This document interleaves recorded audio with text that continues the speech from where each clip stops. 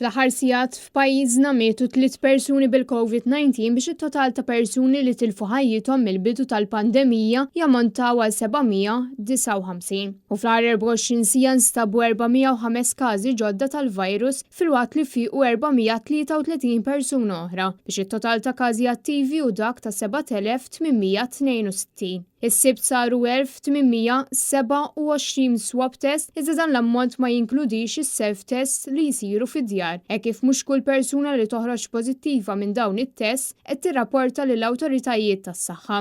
Fid-daw tal-ammont ta' każi ta' COVID li kellna fl-aħħar ġimgħat, l-awtoritajiet tas-saħħa qed jappellaw biex kull persuna tmur tieħu l-booster tal-COVID. S'issa huma inqas minn 50,000 fil-persuna li ħadu t-tieni booster. Net News huwa infurmat ukoll b'sitwazzjonijiet fejn meta wieħed jirċievi l-appuntament ħafna qed jintalbu biex imorru f'lokalitajiet il-bogħod minn fejn joqogħdu. Tantu hekk li numru ta' anzjani li ma jsuqux ikollhom jaqbdu mill-inqas 2 karozzi tal-linja fl-eqqel ta' mewġa ta' sħana biex jaslu għad-destinazzjoni, b'riżultat li qed jaqtaw qalbhom milli jmorru.